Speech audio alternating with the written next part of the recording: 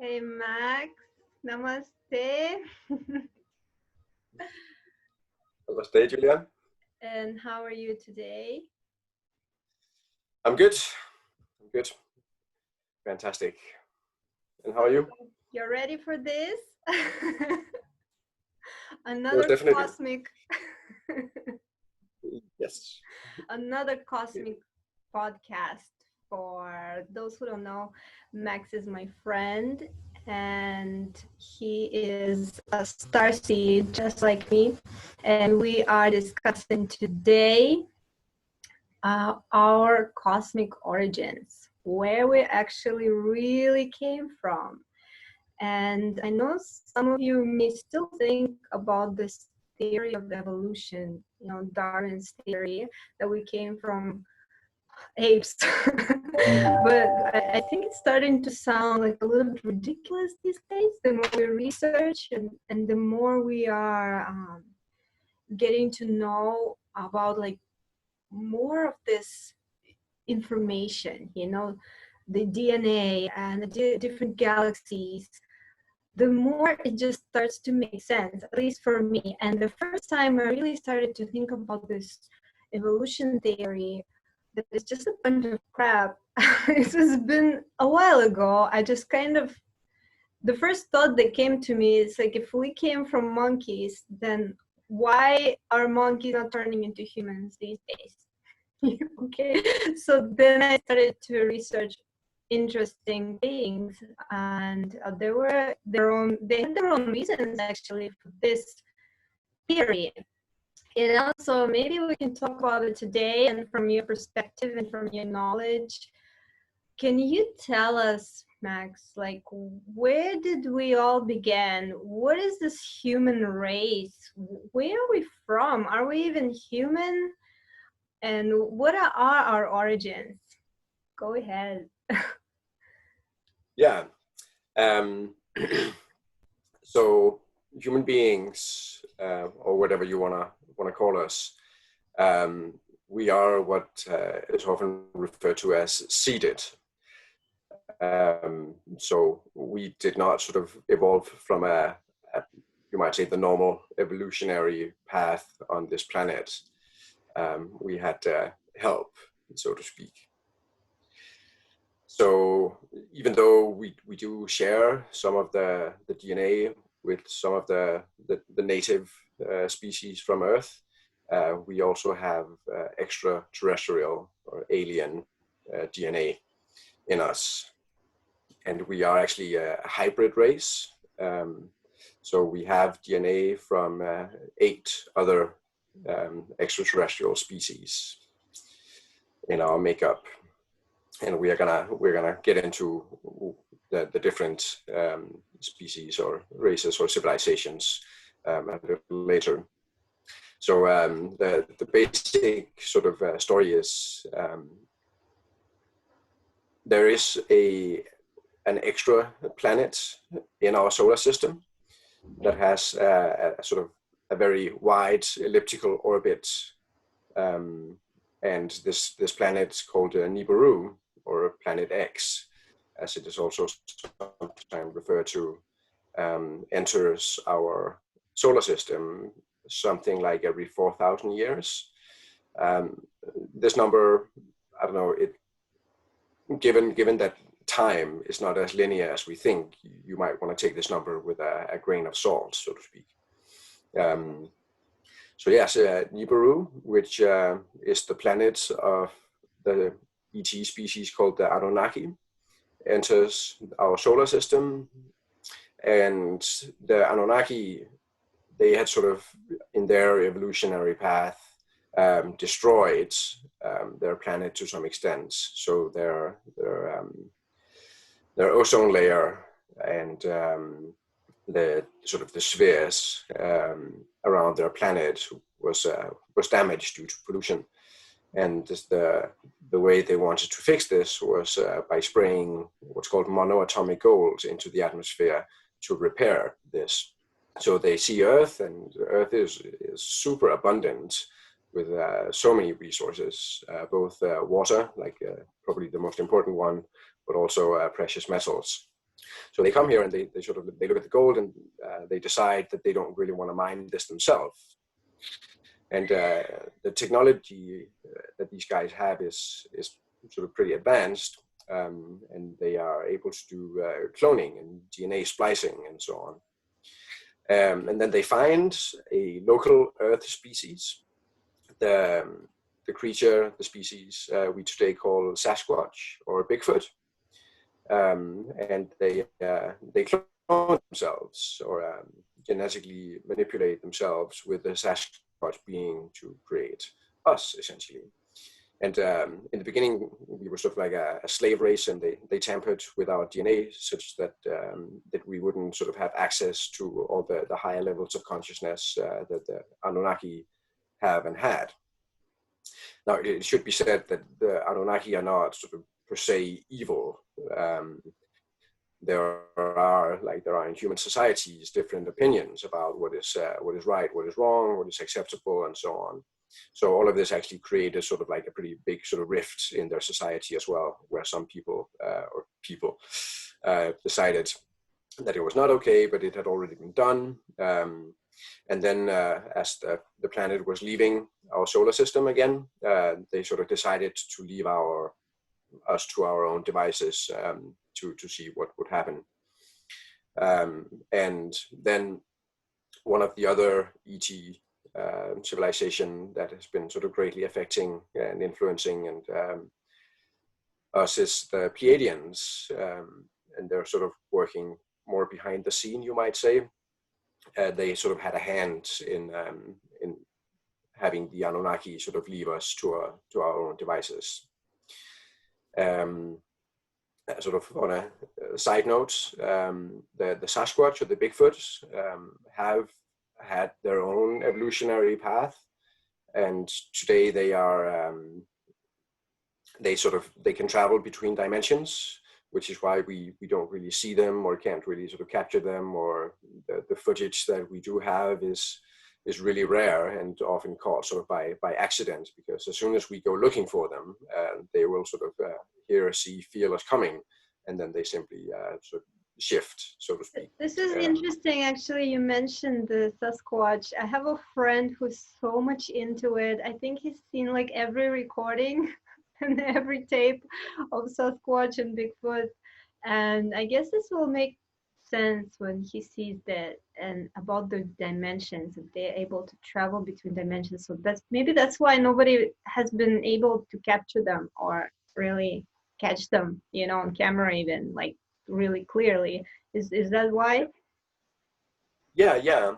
There are some humans out there who have actually begun initiating sort of conscious, loving, forthcoming contact with the Sasquatch civilization, where you might say that it's sort of like a loving, learning, mutually beneficial, respecting relationship.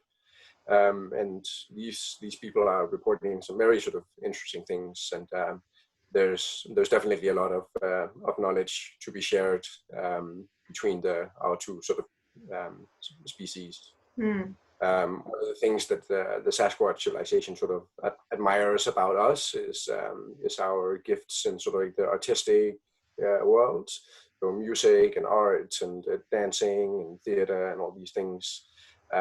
They don't really have that sort of spark in them in the same way, but at the same time, their connection to nature and this sort of the whole idea about shifting dimensions and realities and living in harmony with Gaia or Terra is definitely something that we will be sort of learning from them over the next. Very interesting. And what about, like, when you said the Anunnaki, came, and how long ago was that? It was like billions of years ago, or what is the time frame? Do you have any idea? Well, I think in linear time,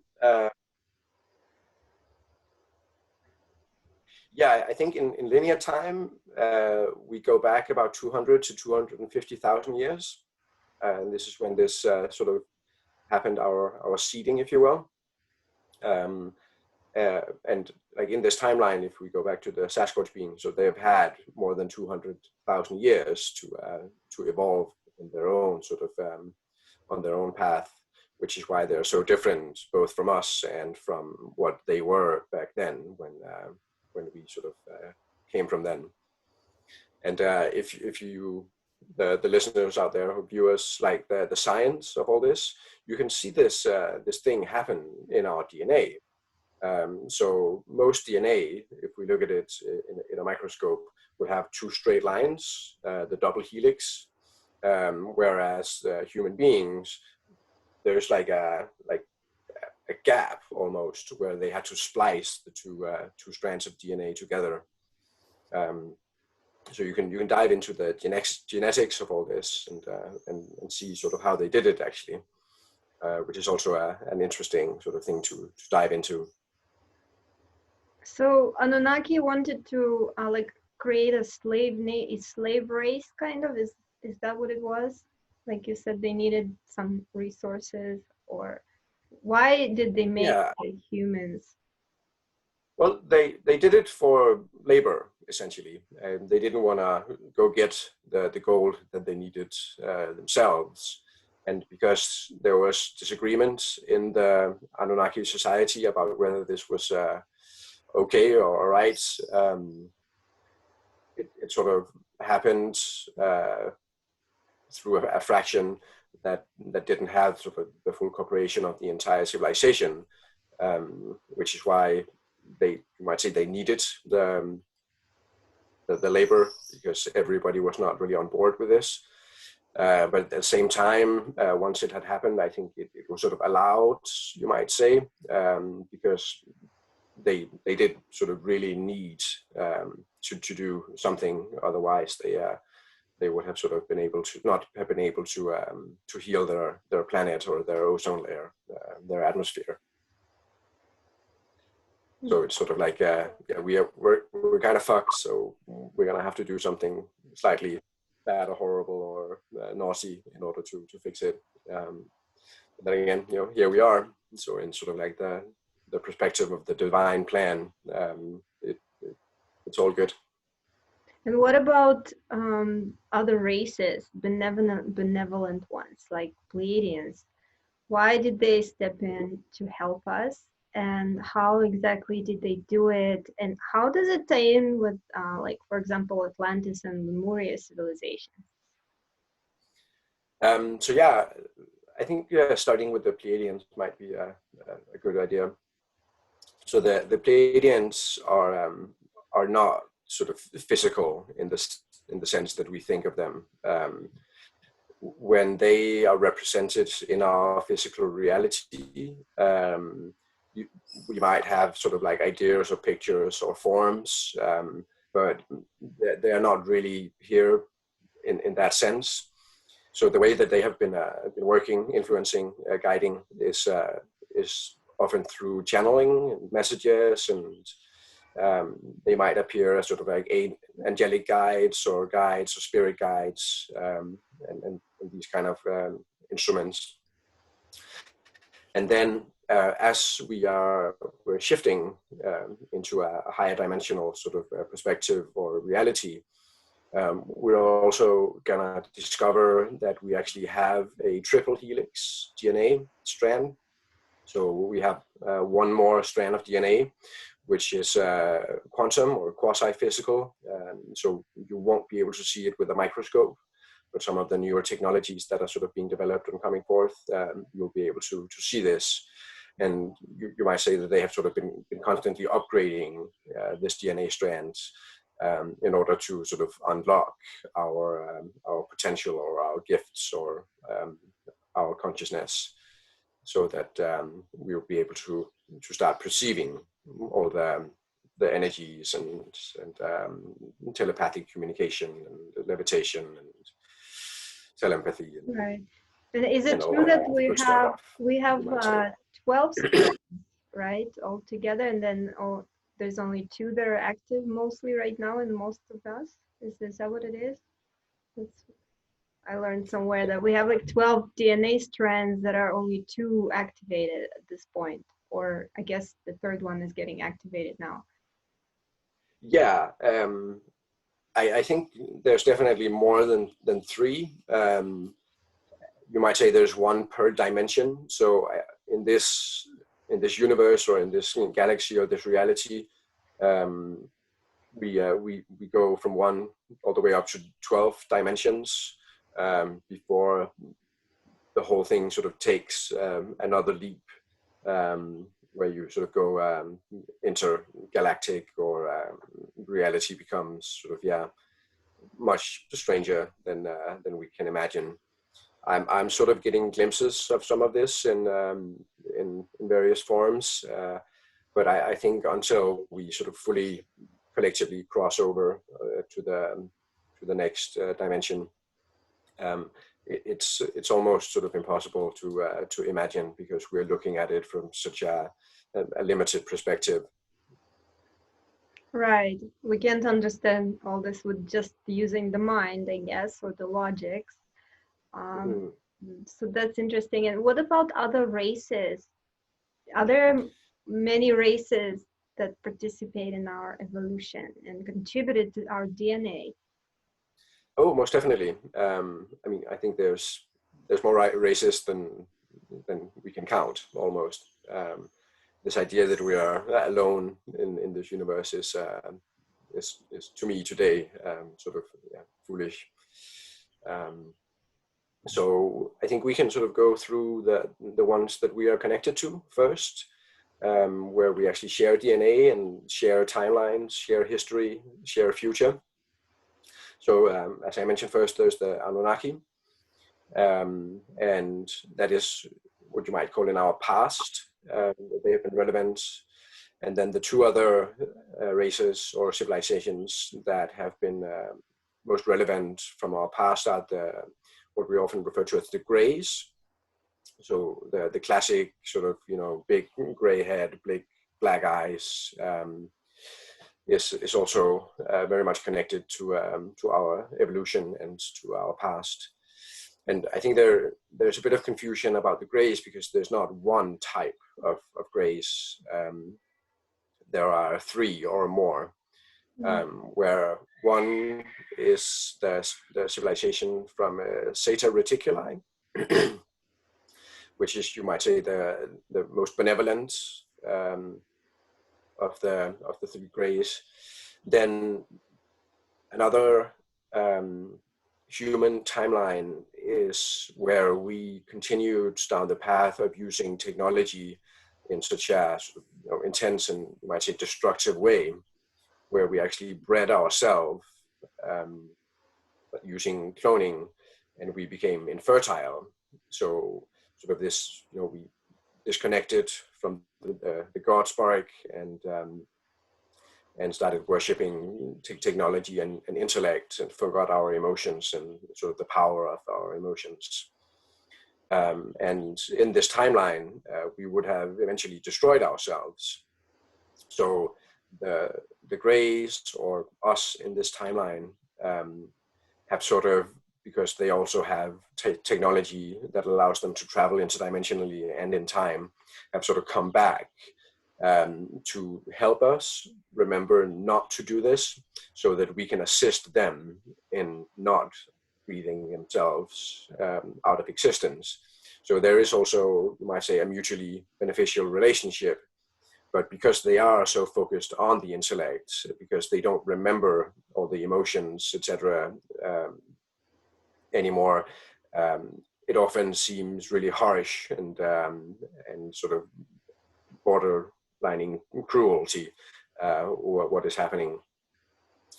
And then the third gray species that is also sort of part of our history is more like sort of like a clone android bio robot kind of thing.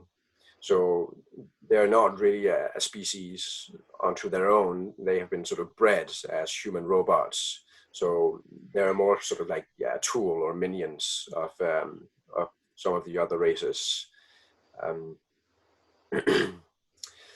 Then the other, or the third civilization that is directly related to our story, our evolution, is the civilization from Orion. And Orion is not one singular species. There are a number of species sort of intermingled in this civilization, several planets in the constellation Orion. And actually, Star Wars, George Lucas movies, is largely about what happened sort of in Orion and the wars that was going on there.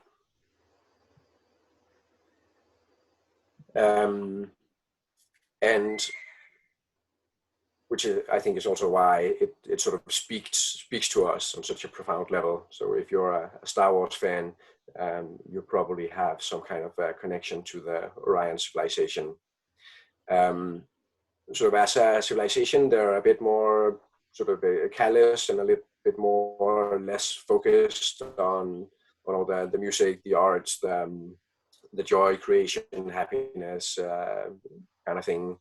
But they're also sort of, tremendous warriors. So it's sort of like a warrior society. Is more hierarchical in nature, and their history is also sort of pretty brutal, like shown in Star Wars, with sort of like the Rebel Alliance and sort of overcoming this gigantic empire. A lot of really sort of terrible things happened there. And I had some personal sort of remembrances of what was going on there. So I have sort of a connection to that timeline as well, where I started remembering my own life there. And it was some pretty fucking dark shit, to be honest. Yeah. So that's what you might say our past. Then our present, you might say, is connected to two very sort of like loving, caring, benevolent races called the Essassani and the Yael. And if the information I'm getting is correct, then the Yael will be the first species or civilization that we are going to meet in the physical. So they will be the first ones to actually come here and shake our hands. And then the second one will be the Essassani, or the Sassani, as they call themselves now, as they go through their dimensional shift. So we are going to the fifth, and they're going to the sixth. So we are sort of walking hand in hand, but in parallel dimensions. And they are in sort of a sense also us, but in a future timeline. So as you sort of transition from 4 to 5 dimensions, time itself is going to become very malleable, and a thing that we're going to play with. So it'll be sort of like meeting ourselves in the future, but now, which is also wonderfully strange. That's so nice. And this is so interesting, actually. There's like so much to it, because I know there's also Arcturians, there's Syrians, Andromedans. There's like so many different mixed DNA that we have. It's not like just one.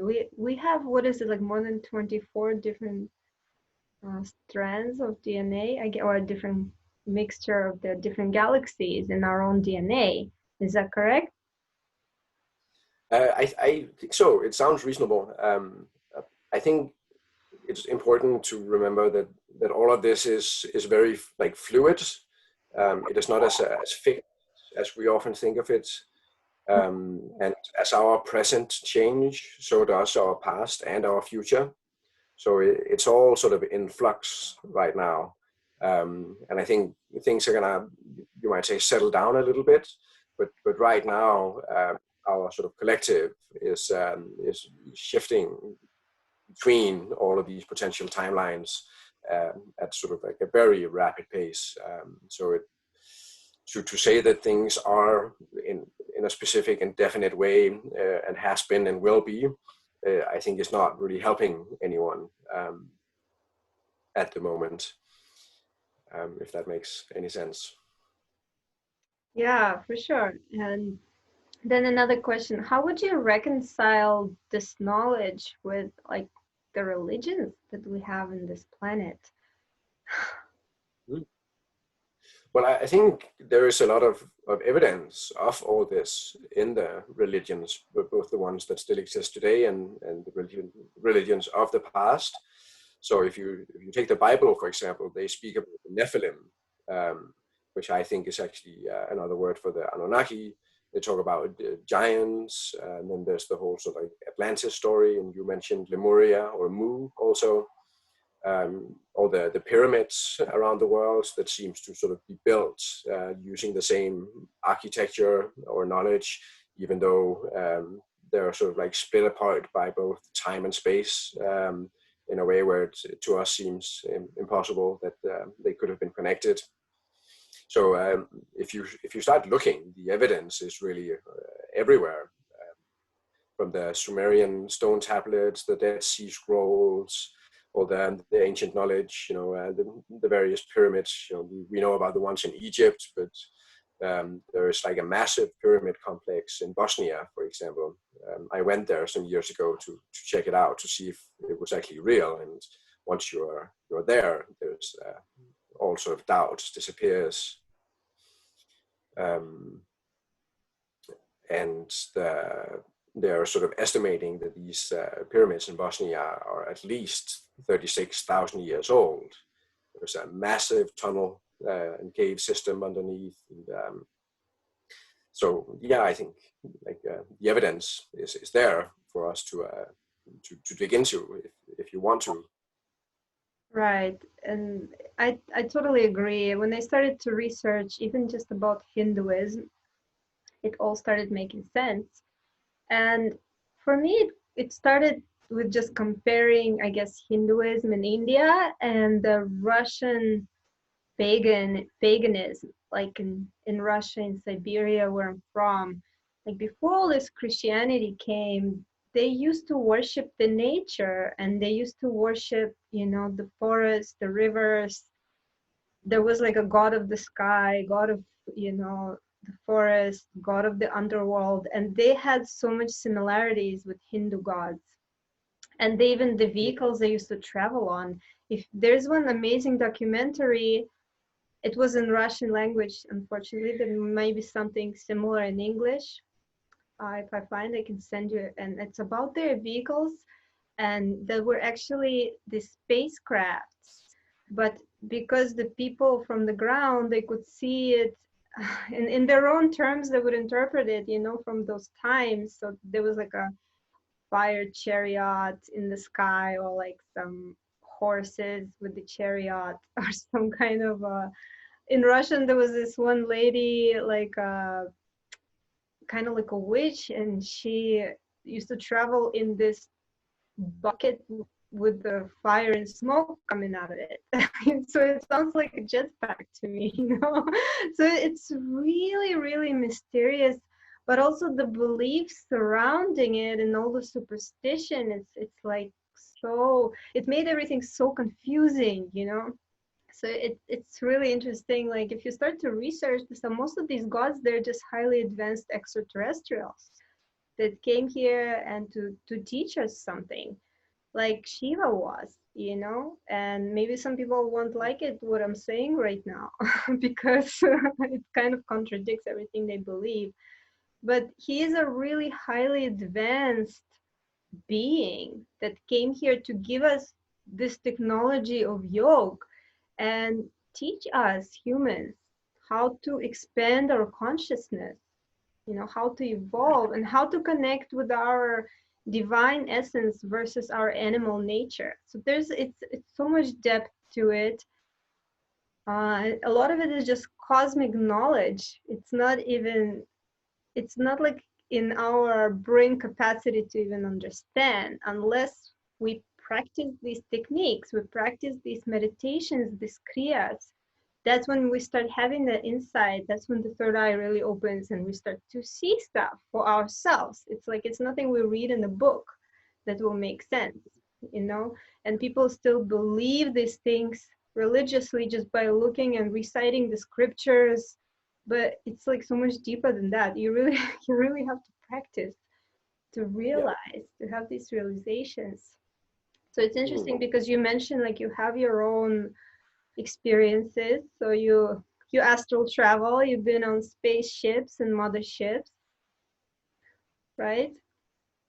Yeah. I've been sort of diving into this for the last 10, 12 years or so.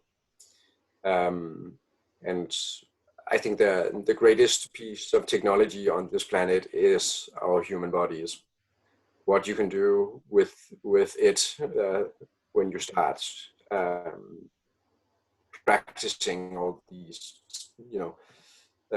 technologies or using this information, the human body becomes, like an instrument you wouldn't believe.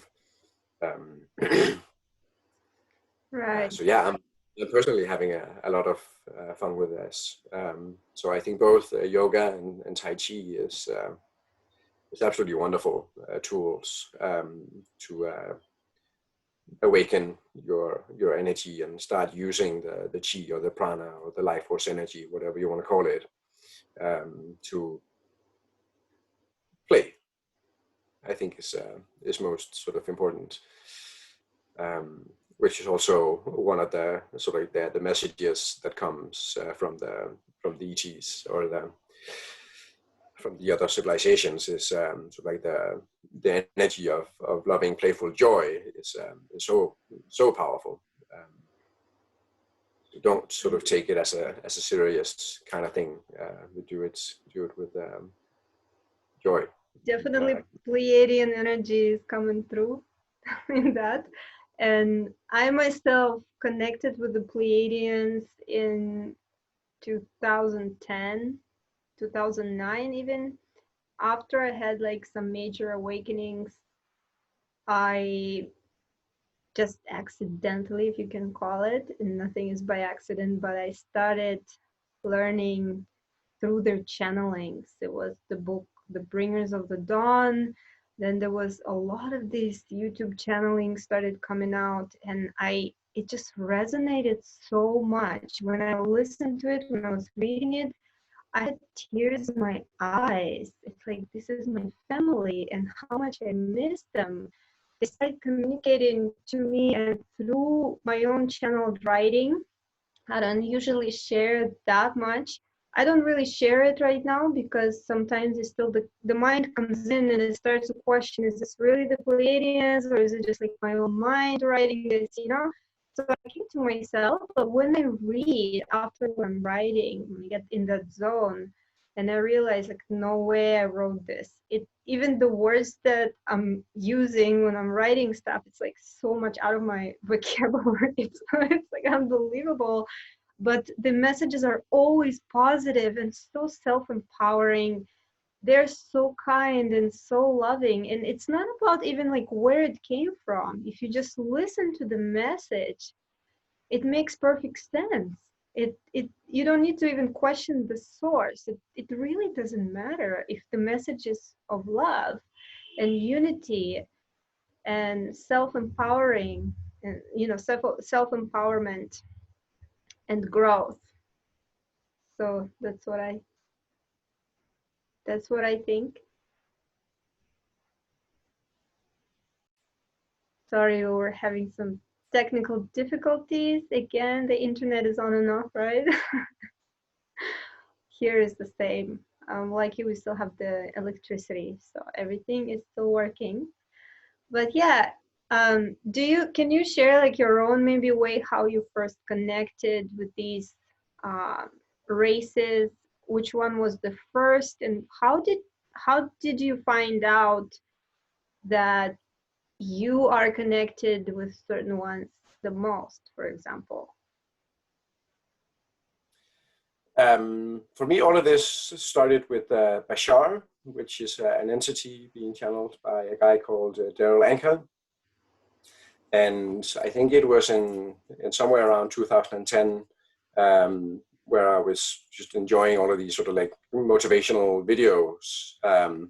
And then I found one from Bashar without knowing it was Bashar. And also, like you said, it fucking struck something in me, or it's like, oh my God, I have to find out what this is, who this is, because the words and the message and the sort of the emotions that came up was just so powerful.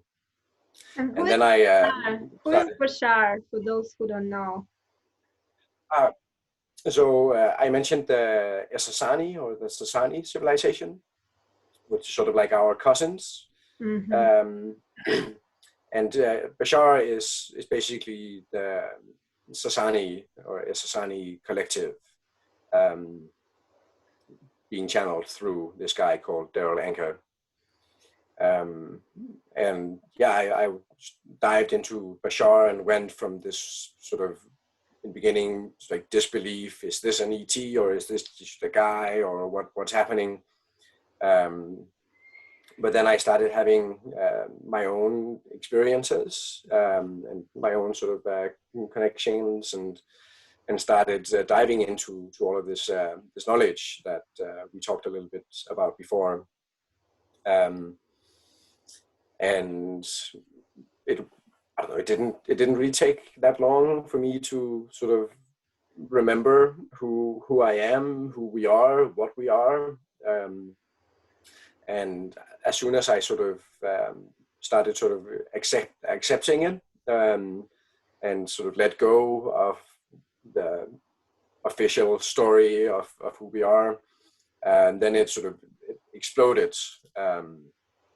I went to the US to see Bashar live in one of his session, and like the energy in that room was like being on psychedelics. Everything was just vibrating and flowy and absolutely sort of incredible. And then I started using one of Bashar's what do you call it, like handouts. So it's basically, maybe I can just show you guys. It might be easier that way. Wait, let me. I think you have to share screen. Because I'm using. Yeah. So I'm basically using, or I used this in the beginning in particular to start making contact. So let's see, share screen.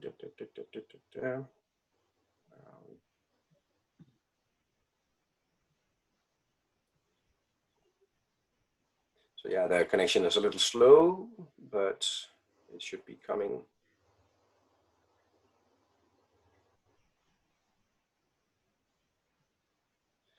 Here it is in a small format. So yeah, if you it's not showing on my side. Oh yeah, now it came. Now it came. So here's the big one. So if you Google interstellar enneagram, you this will come up, and as you can see here, Daryl Anker, Bashar communications, and so on. So all of these symbols are basically like phone numbers.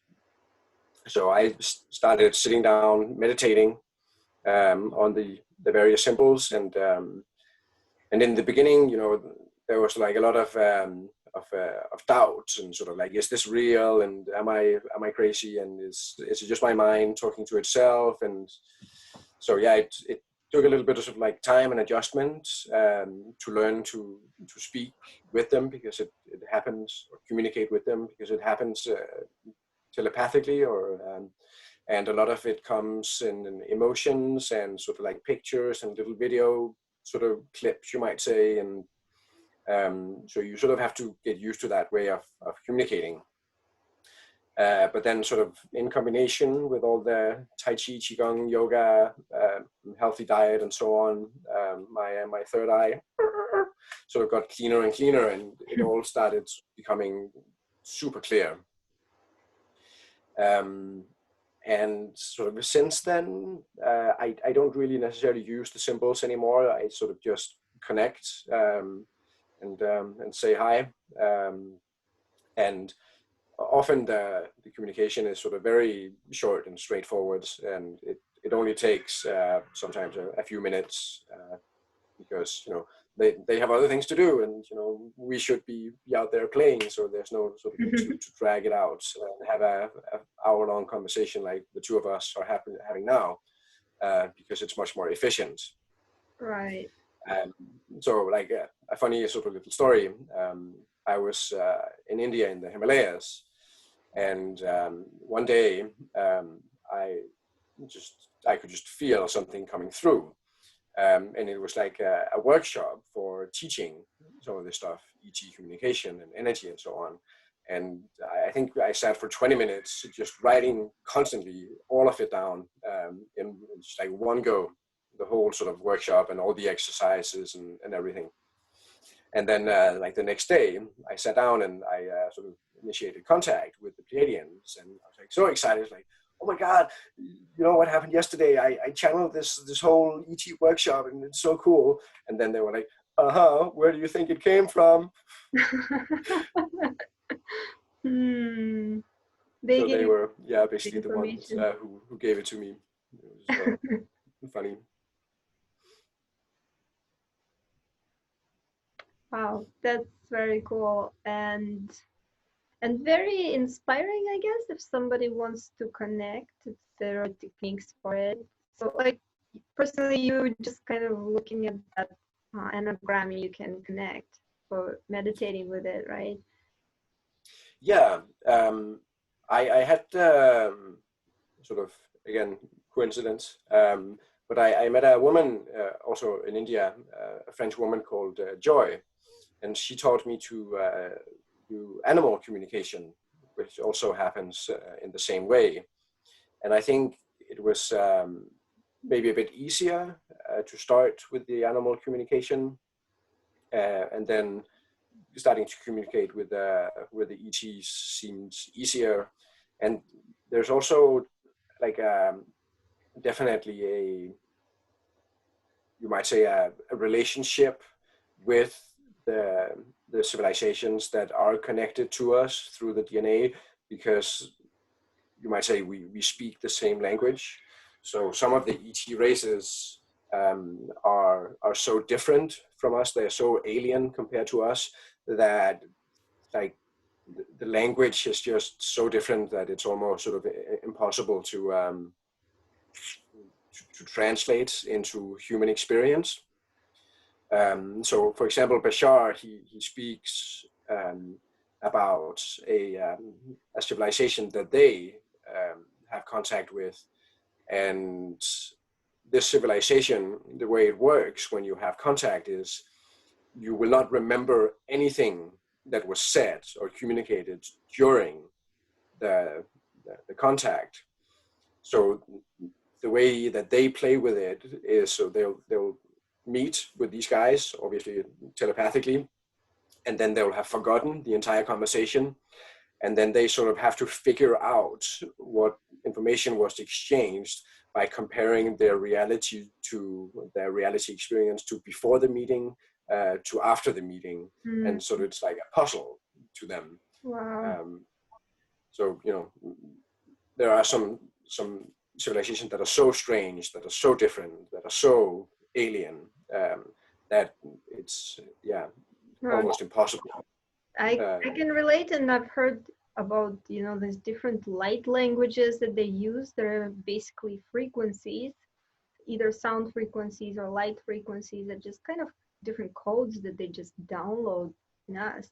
And when we open for it, we can just say, yes, I'm ready, give me some information, and they can just download it to you. It started happening with me in dream states mostly, and that was like about 2012, when I had a very intense experience when I woke up from a dream where like this green beam of light was downloaded into my head. And when I asked, what is this? They just said, wisdom. Of course, I didn't become like super wise after it, but I noticed something changed in me, and the way I started looking at things and the way my perspective slightly started changing. they cannot really give you everything all at once. I know that now, because your head will just explode. You know, we have to assimilate it slowly, right? We're we're like light bulbs of different caliber. It's like the electricity is being fed maybe the same way, but we can only assimilate it as much as we're wired for.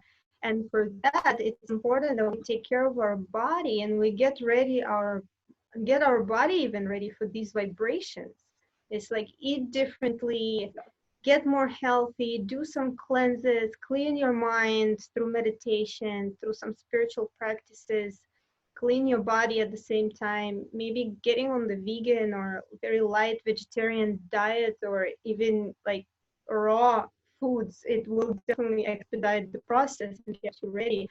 But also not doing too fast. It's important because what happens is like often we also forget that the reason why we want, you know, this connection, it's like curiosity for most people, and it started as curiosity for me, and that's not really the motive. You know, the curiosity. And you know, Archangel Michael always laughs at me, and the first experience I had with him is when I went to this past life regression session. It was also around 2012 when I wanted to change my life. I didn't know what I was going to do, but I had so many questions, and it was really curiosity. And I went to the best hypnotherapist in New York City at the time, one old guy. He did it in his apartment office. And I've seen a lot of past lives. I understood a lot where I came from, where I've been through, all the things. But at the end, I met Archangel Michael in the astral. Like I was away from Earth, and I met this blue light. It was no face, no body, just like this huge light. It kind of like was a figure, and he communicated with me telepathically. So I asked him, what is the next step? Like what I'm supposed to do now? And he just laughed at me. But it was like not evil love. It was so kind and so loving. Like I really felt the love, but it's like I felt like I'm a baby, and it's just like your mom just like, don't worry about it, you're still a baby, play over here, you know. So it's like, and then he showed me a vision. He showed me these stepping stones in that are just kind of light up. The moment you step on one, it lights up, but you have to jump with your both feet on it. Until you jump on this one stepping stone, you cannot get to the next one. And he showed me very clearly that I need to be in the present moment first, with my both feet in the current situation, wherever I'm at, make the best of this. Like I don't need to worry what the next one will be. The next will be revealed to me, you know. And it was so comforting. I had tears in my eyes when I came out, and I just, my session wasn't even over yet, I just like opened my eyes, okay, I'm done.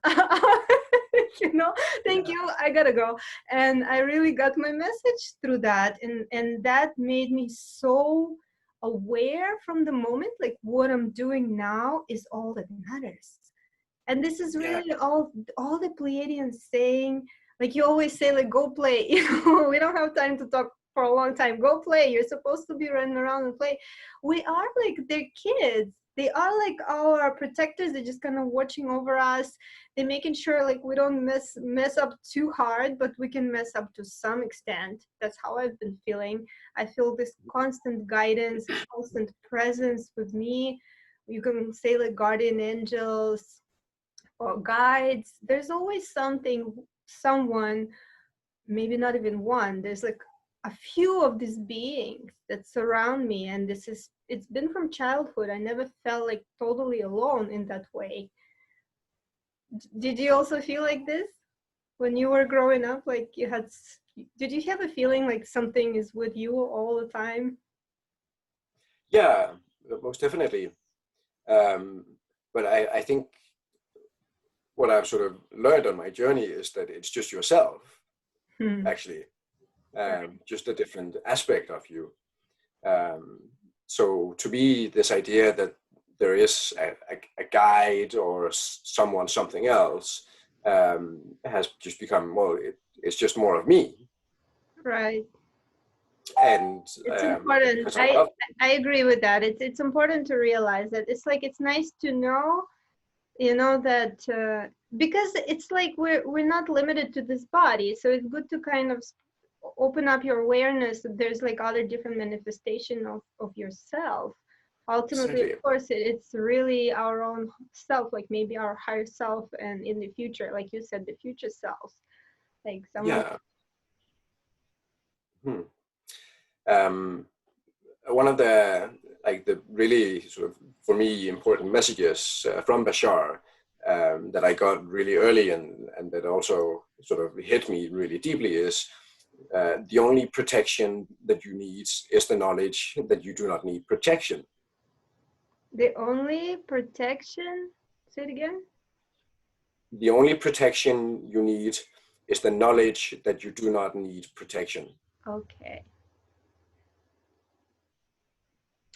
Wow, that's deep. Which I think is really sort of profound, because again, as soon as you try to protect yourself, you're creating resistance, and then you are drawing into your experience the thing that you are protecting yourself from. So if you sort of go with the whole being in the now and embraces whatever comes, realizing that you are the ones doing it to yourself to see what you will do, it becomes sort of like a funny game that you're playing with yourself. And then it's like nothing bad ever happens, because you're never going to expose yourself to anything that you cannot handle, because you love you, or we love us, or it is love. I think it's also sort of like a great way of getting rid of the fear. I am also a big fan of Cryon, who's also an entity or a collective being channeled. And from which civilization is Cryon? I don't know. I don't know if there is a specific civilization. Some of these consciousnesses are not tied to a star system or anything like that in the way that we think of it. I think Cryon describes himself as just being like the soup of God. So when you enter the higher dimensional sort of layers, the idea of separation has completely vanished, and you sort of know that it's all just this one thing. And having to put one thing in one box and one thing in another box is sort of like nonsensical or ridiculous or unnecessary. I forget what I was going to say. You were mentioning Cryon. Was it something about some messages maybe that you learned from him? Yeah. I actually wanted to go back to what you were saying about Archangel Michael, and sort of like what about the next step? One of the my mantras, or one of my little sort of pieces of wisdom that I try to stick to is leap and the net shall appear. If you jump, something, you will catch you. And if you can sort of live your life in that way, so just go for it. Fuck it. Don't make any plan B. Don't have a backup. Don't try to make sure that you're okay if things don't work out. Just go for it full-heartedly, knowing that you'll be. This is really perfect. Generator stuff. So these manifestors will say, no, not for everybody. We have to plan. I mean, okay, if you guys don't know what we're talking about, look up human design. It's a very interesting topic. And I specifically have a video about human design and generators, especially. So you can scroll down and check that out. My friend Danit, she's really good at that stuff, and we'll do some more, and everything kind of falls together into like this puzzle. We always talk about this puzzle, and it's interesting when you mention, I forgot like what we were talking about, but it's like everything comes in, like it's not linear. First of all, nothing is linear. It's even in a way when we start to question, like, what am I, Pleiadian or Arcturian? Like, what is more connection? Which race I'm connected with more, for example. And I realized that now I'm not the same person that I before was, and I am now connected with Pleiadians like so much more than ever. And before maybe there was something else, or like I was more asleep, so I had like different kind of connections, maybe with my Annunaki or whatever, like this animal nature, so I totally can understand how it's not linear. It's, I guess it depends on our awareness, where we are at different point in our journey, where our attention is. It's all kind of depends on the moment. It's like this moment is the only thing that exists, and nothing exists beyond this moment, just like Eckhart Tolle said. And if that sinks in for somebody, you already woke. You woke up. That's all I'm saying. Because when I felt that truth in with every cell of my being, I stopped having questions. I'm here. I don't have any questions. It's not like I know Yeah, everything. I don't. But I'm also absolutely okay with not knowing. And especially lately with these uncertainties and with this chaos, seeming chaos on the outside, I realized it's okay to, this is even stronger message right now. It's okay to not know what will happen next. We are in here and now, and it's all that matters. And if your vibration is good right now, you're good, because you're creating your future with the vibration that you're emanating right now. So it's all up to you. It's literally in your hands. You're just molding your future in the moment. So there's no need to worry about what will happen. The more you worry, the more you will basically manifest that what you're worried about. So that's how I yes. see it, at least. Agreed. Um, Another little sort of wonderful phrase from Bashar is, you will know everything you need to know when you need to know it.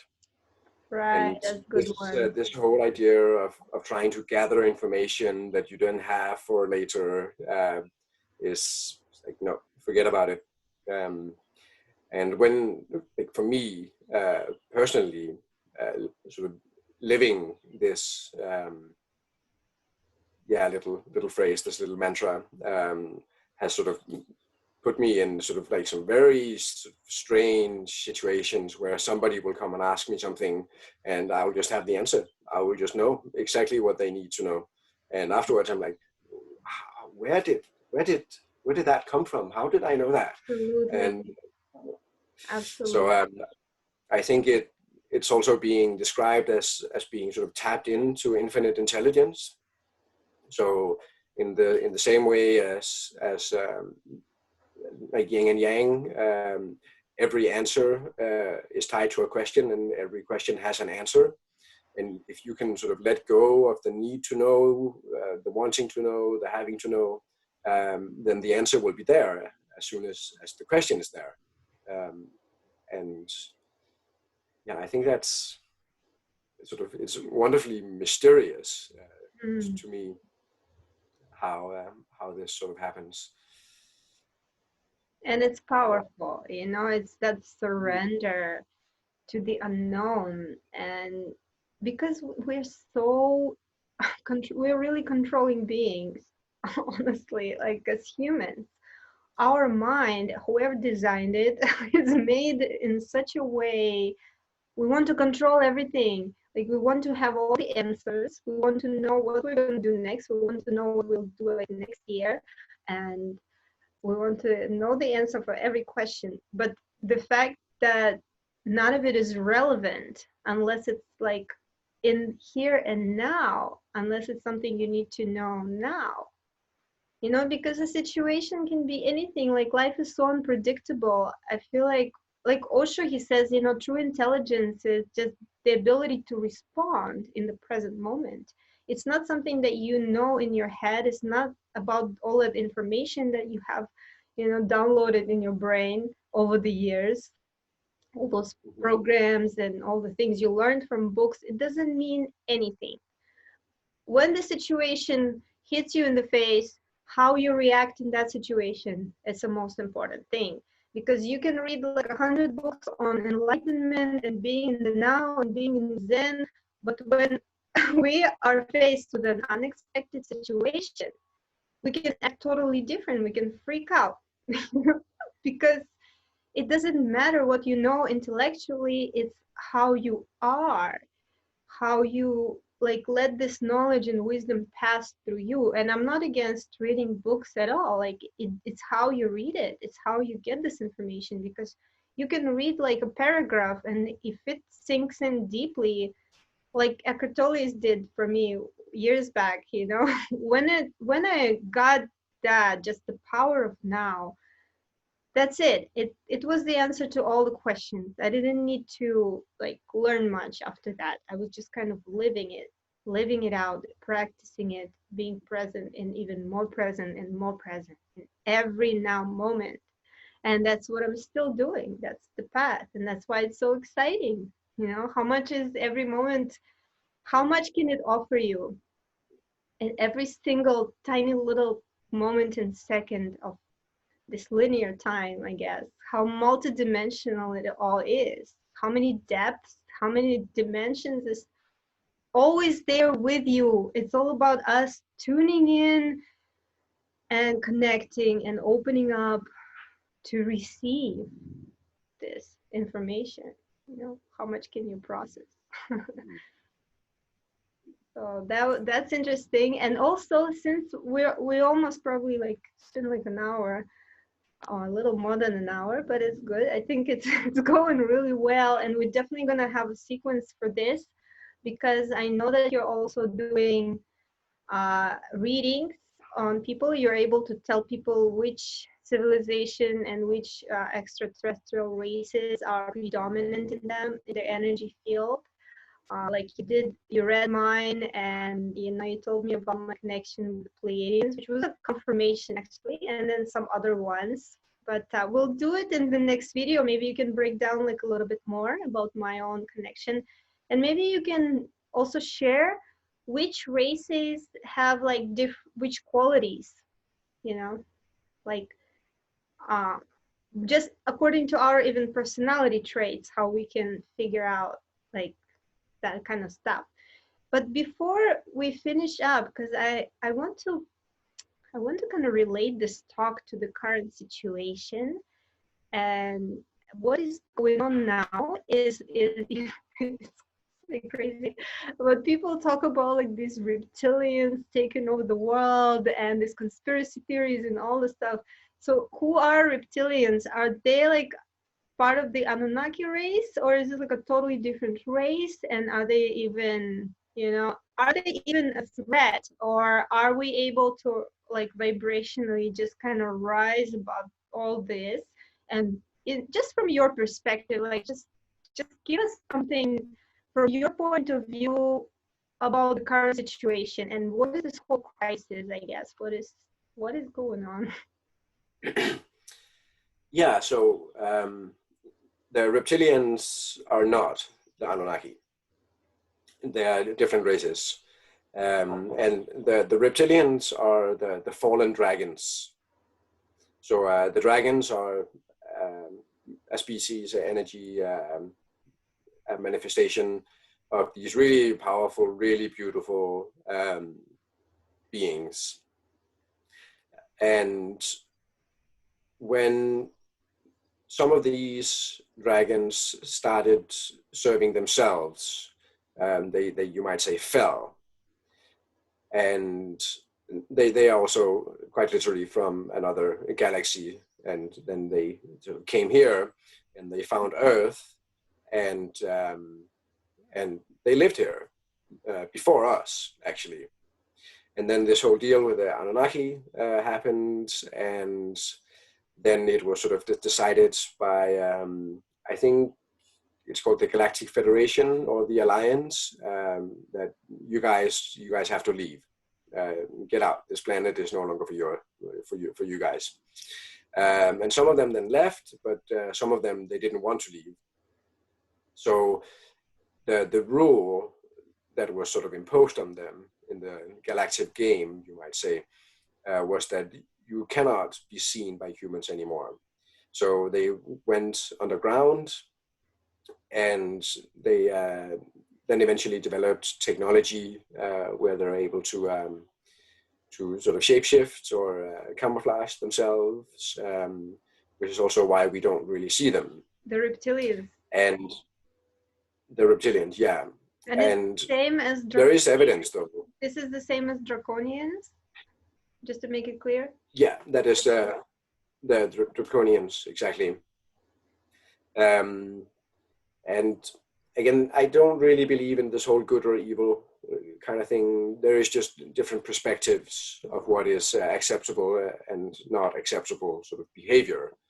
But to us, what these reptilians think is acceptable is probably what many of us would not consider acceptable. And then this sort of ties in with the whole royal bloodlines and and all the pedophilia and all the satanic worship and so on that is slowly being exposed.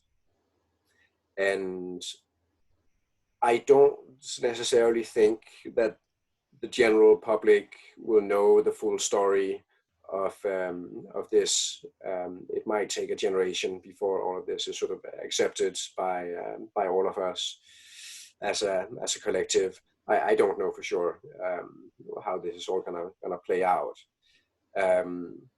But in this whole scenario that is playing out with the cleanup of the planet, there are apparently a lot of extraterrestrial races or civilization participating in this in various levels and various forms.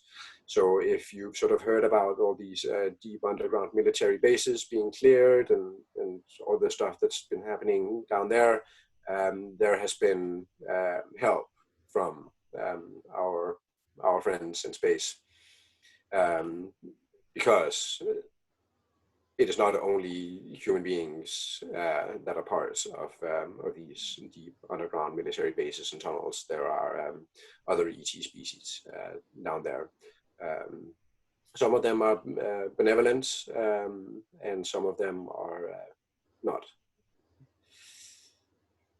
Yeah, I think sort of like a long story short. So you don't think there's like a war of evil, good and evil going on right now? Or is it kind of a personal journey, since we all have that our individual universe? I mean, I kind of just wanted to mention these things because, you know, there's so much confusion right now and people are just lost. Like they just want to, you know, follow some information. They don't even know where to follow. And I always say, just like go within, like makes no sense for somebody. It's like, I understand, but it's sometimes hard to explain. If whatever I create in my reality, that's what I will see. But I also want to kind of affect somebody who is at least halfway, you know, in that, and they just need a little push. So I'm here to help, and I'm here to just plant little seeds, you know, to empower more people. So maybe you can give a few words of empowerment in that way. Like, is there anything to fear? No, I mean, there's not, because, you know, it's all one thing. We're all the same thing. So all the amazing, benevolent, fantastic, loving, sort of divine stuff is just as real and just as important as all the darkness, because you cannot have one without the other. So if the entirety of creation has to be all there is, then you have to have both parts, which is also why I say good and evil is perspectives. And ultimately, it's, you know, it's just what you might call God, or all that is, you know, infinity playing with itself. So in the end, it's all good. It's just a dance that we're doing, and ultimately, there's nothing to be afraid of. And we are all choosing this. We have chosen to come here. it's not an accident. It's not a mistake. It's just, the divinity doing its beautiful dance with itself, and in order for it to have something to dance with, it needs to create both light and dark, and then have the ebb and flow of things. Yes, if you are, then you always will be, and you never could not be, and as long as you stay in the love, as you stay in the light, nothing bad can actually happen, because you are creating all of it. It's only when you go into the fear and so on that you are attracted and you create it. Right, it's such a beautiful way of saying that and explaining that. And on that note, actually one more quote came to me from Bashar. It's one of my favorites that stuck with me for life. When someone asked him, "What is the meaning of life?" You know what he said? "The meaning of life is for you to give it meaning." For you to give it meaning. So Yeah. on that note, I guess we will complete this talk today. It was wonderful as always, and thank you so much for sharing your insights with us. Certainly, I'm sure it gave some people food for thought. And again, we're not claiming, that we just know everything and this is how it is. Go and do your own research. Check it out. Look up who is Anunnaki. Look up the history of human civilization. Now there's so many great documentaries that coming out. Like, you can really study this stuff. You can learn for yourself. That's what I have to say. It's like, you don't have to believe word for word. If this is the first time you're hearing these things, I mean, research your own even religion. And like, if you're from India, go and research about some of these ancient temples. There's no explanation for the construction of some of them except for this alien technologies. So there's a lot to it that they've been hiding from us. I'm very excited about the full disclosure, because I'm sure that we will see on a wide scale pretty soon what's been really going on, how they've been trying to control us and suppress this information from coming out, just imposing these religions on us. And really trying to enslave us, but we really are waking up as humans. I believe it. I see it all around me. It's beautiful. So, and thank you, Max, for playing a huge role in this process. You're definitely one of these powerful starseed light workers that are doing the job. Like a lot of us, we're just over here, just shining our light, shining the knowledge, sharing what we can. And anything you want to say before we totally end this meeting for today? Love and light, love and light, love and light. Love and light, and thank you. And we'll see you soon in the next talk. Namaste. Yes. Namaste.